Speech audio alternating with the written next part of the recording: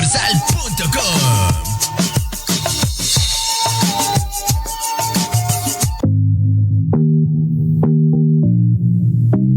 You're listening to Positive Vibes with Shane Nikolic, making positivity and gratitude louder in a podcast world. Positive Vibes with Shane Nikolic.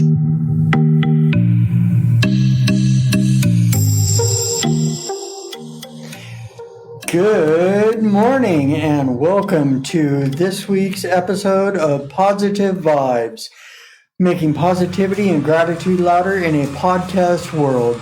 And this morning, as my guest, I have my roommate Ricky Leslie, and he's going to share with us about being an ex-gang member and, now being reformed from that. And yeah, just tell us all about that. So, I knew you were an ex-gang member before we started living together, got a room at your house. So what's the story there? Good morning, Shane. Good morning. Growing up in LA, South Central LA, and in the Harbor area, and Carson and Compton and Long Beach, and it was a difficult life. Eventually I didn't grow up with a silver spoon in my mouth, so if I did, I wouldn't be talking. It'd still be in my mouth. I have had some challenges growing up with a father that was really disciplined with us, and he was from military, and so it was more, yes sir, yes ma'am, thank you sir, thank you ma'am, because he was military. But at the same time, he was very strict, and so we got whoopings when we didn't do things right, or if we got in trouble in school, and we didn't get like whooping like one spank and that was it. No, he will whip the living daylights out of us, and it was horrible because it was times where he whipped me so bad because I was just hard headed that I would be bleeding from my legs and my back, and it'd be summertime, be hot, and I'm going to school with a sweater on and whatnot, and teachers are wondering, why take your sweater off, Ricardo? It's hot. No, it's okay. I'm cold, but I'm sure they knew that it was something more than that, but it never was addressed because, we was too scared to say anything about it, So, as we was growing up, he was real disciplined. At that age, I was still probably about, I think, 12 and 13 where he was in our life. And then my mom got to a point where the beatings got too bad where she just got tired of it. So one time it was a beating one too many where my mom said, we're packing up, we're leaving. We're going to run away from this. And we did. We packed up our stuff, all our whatever clothes we can get, whatever belongings we can get. And my mom packed us up in the Chevelle and we left. And it was like freedom. We was happy. And then we stayed somewhere in Inglewood. A friend of hers let us stay there. And then one day we was going to go to the store and we pull out of the garage. And then here he is standing in the middle of the road, my stepdad, yelling at my mom, woman, you need to stop that car, pull over. And my mom, she didn't speak very good English, and so she said, you better move, because you know what, I'm going to hit you with the car, and you're going to get far away. And, then we're like, get it, mom. But it was still scary for my mom, but it was scary for us too. But at the same time, we were young kids. We didn't know no better. We was ruining it all. Mom, run him over. And she did. She told him, you better move, because you know what? I pushed the pedal and I kicked the gas and it's going to hit you. And then she hit him and he rolled off the car and flew over, and we looked through the back window and he's on the ground getting up, dusting himself off. Woman, you better stop. And she did it because that's a mother's love. She loved her kids, and she was protecting us in every which way possible. And so she did that out of love. As I look at it now, as being a grown man now, I look back and say, Mom was a diehard for her kids, but she did that, and she did it because it's love. So after that was said and done, we moved away. And I know. I've met your mom, and she does seem like that type, definitely. Yeah, you met her. You see how tall she is, right? Yeah. She's 5 foot even. Yeah, she's a little shorter than my mom, but yeah. Yeah. And, they say, the little short little Mexican ladies that you don't mess with them because they got a punching power that will get you. Yeah, exactly. And so, but, and then we moved. And about I think it was like 2 years after we moved. And this was like, I think about 19, it was 78, 77. And we moved. And then about 6 months later, my mom gets a phone call from a family friend and say, hey, you guys got to come back to the house because your husband passed away. And so my mom was like, what? Yeah, you guys got to take over the house because it's in your name as well. So, okay, we went back to the house and it was freedom. We didn't mean it in no bad way. Like, oh yeah, dad is dead. Oh yeah. But we was like, dad is gone. Good. We're free. We're not going to get beat up no more. We're not going to get whoopings no more. Yeah. And we got a big house now. And so we went back home and we lived in this big house in Carson, California. And for us, we had the biggest house on the block. And everybody knew our family because we was a big family too. And so we would throw house parties every weekend. Mom would go throw a house party. Mom, okay, I'll stay upstairs. You guys make sure you clean the house up and no problem. I don't want no problems. And we would do this on a continuous basis. And it was cool. Mom was just trying to be the cool mom because that's how she was. She was like, I love my kids. You can have a party, but you guys make sure no problems. Yeah. So, in all sin and light, and after a while, that's when the gangs was becoming more prevalent to us at the schools. I was at elementary school. I went to elementary school out there, the Delamo Elementary. And that's when I started experiencing fights. I would get into fights. And every day it's like I had a notebook set up fights. I had a fight like with everybody. Ricardo, you're going to fight what's his name this week? Why? You got to fight him for the king of the school. Well, I got to fight for the king. I don't want to be king of the school, but that's how it was growing up. Yeah. We fought to be the king of the school at elementary school. So, we would fight. And then after that, if I lose, well, I'm not the king. He's the king. All right, cool. Then another guy comes and then, hey, you got to fight him to show him that you could be king. I don't want to do this. So, but it became to a point where then that's when the gangs really started coming out. There was a Mexican gang, La Loma, that lived in the neighborhood. There was VCR, Barrio Carceneros. There was Longos from Long Beach. Then there was Bloods. My neighborhood I grew up was Bloods. And so I grew up around all these older guys that were Blood gang members. And growing up around that, they wanted me to be a part of the Blood gangs and all that, but I really wasn't trying to do all that. So I was just kind of stay away from it.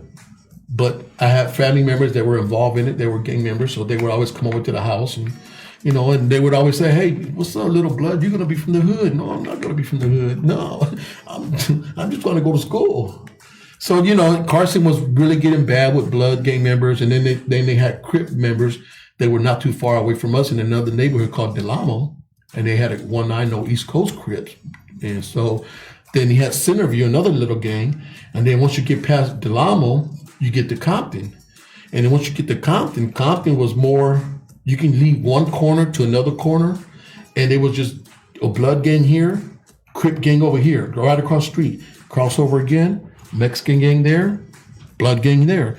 So it was just everywhere. Everywhere you went, you were surrounded by gangs and stuff. So, couldn't get away from it. No. And, it's something like you don't want to be a part of it.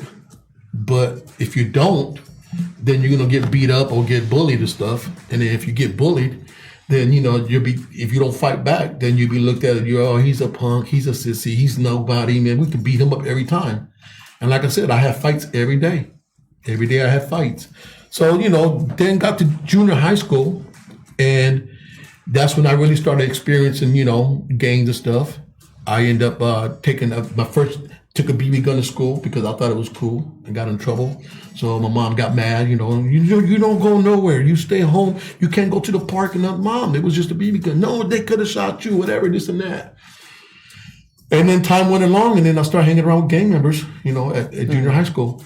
And by that time, I started carrying my first gun, a little 22, and that made me a superhero guy. I was bad now. I got a little gun on me. Yeah. And it's sad, but that's where we are today. Yeah. That's where we are today. And so From junior high school to high school, I was getting more involved in the street life. I started hanging out and being a drug dealer.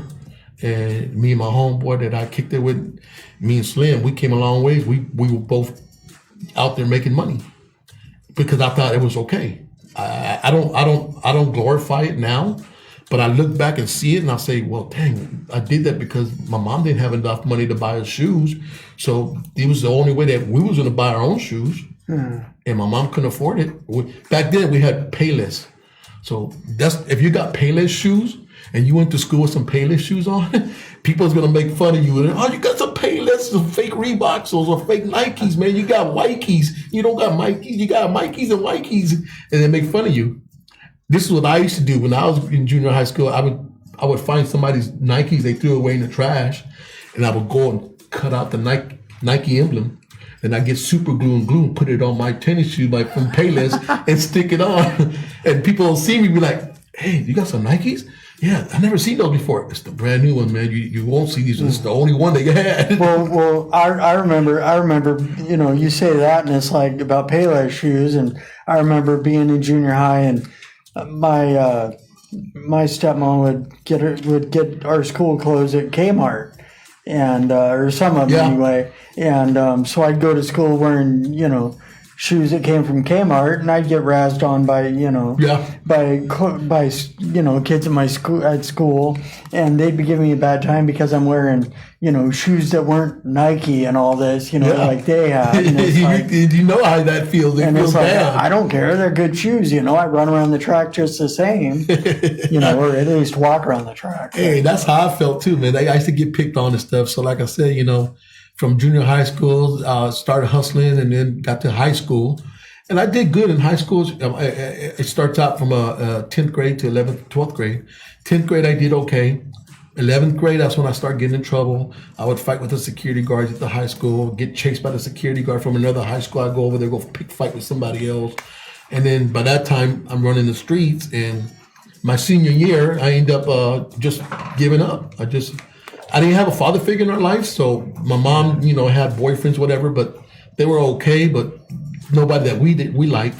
So we didn't have that direction from a male figure other than my mom. She was both mom and dad, and she was tough, but we still did what we did. And then she'll whip us maybe once or twice and then tell us we can't do nothing. But we knew how to butter her up and clean the house up. We got to clean the whole house, Mom. I washed all the dishes, like vacuumed the whole house. Can I go to the house party? Oh, that's why you do it, because you want to go somewhere. I said, yeah. And, you know, she wouldn't go for it, you know. But then after that, like I said, my senior year, I got more involved in the lifestyle. And then the worst case scenario happens. You know, I got pulled over one day and I had 2 guns in the car. So I went to jail, first time going to jail. And the officers kept the guns. They said suspicion of having weapons in the car, but they kept the guns. So when I went to court, they even said the same thing. Well, suspicion of having a weapon, say that again. And then I looked at the officer, I shook my head like, wow, this is how this really is, huh? So they let me go. And then about 3 months later, some guys jumped my baby brother. And that pissed me off because I don't like people messing with family. That's how I grew up. Family's tight. And then, so, okay, they did that. I'm go look for these guys. And so me and my homie went out and looking for these guys. And next thing you know, I end up pistol whipping one of the guys. He was a twin dude. They were twins. And I got his twin brother, but the wrong one. I wasn't looking for him. I was looking for his brother. But because he looked like him, I just took it out on him and then pistol whipped him and left. And then we came back and then we ended up shooting up the whole neighborhood. And then the cops were looking for us for like weeks or whatever. And they finally caught up to me and caught me and did a raid at my mom's house and kicked in the door. And my cousin was visiting from Mexico. He didn't understand English. So they kicked him in the chest, put him on the ground. He didn't know how to speak English. He didn't know what they was talking about. And all this happened because I went out there and did a drive-by shooting and all that. And I thought that was okay. And then I went to jail.